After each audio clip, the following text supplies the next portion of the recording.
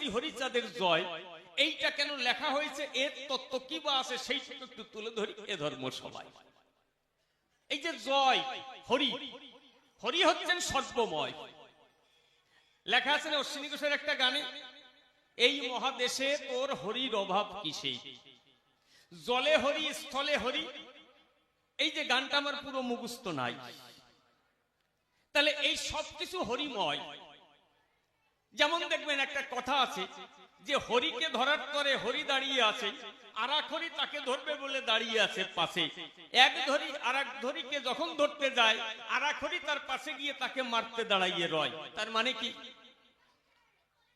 এই যে হরি সবই হরি, যাকে ধরছে যাকে খাবে আর একজন পিছনে আছে ওই হরি, সবাই হরিময়। কিরকম, জল হরি, জলের উপরে পদ্ম পাতা সেটাও হরি, তার উপরে ব্যাঙ দাঁড়িয়ে আছে সেটাও হরি, ওই ব্যাঙকে খাওয়ার জন্য সাপ যাচ্ছে সেটাও হরি, সাপকে ধরার জন্য ময়ূর যাচ্ছে সেটাও হরি, ময়ূরকে ধরার জন্য ওখানে ওখানে ওই যে শিকারী দাঁড়িয়ে আছে সেও হরি, আর ওই শিকারীকে ধরতে বাঘ গেছে বাঘও হরি।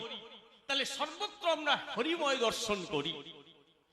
তাই হলেন এই কথার মানে কি, জয় হরি অর্থাৎ জগতের সব কিছুর জয় হোক, ভালো থাকুক, সুন্দর থাকুক, মনে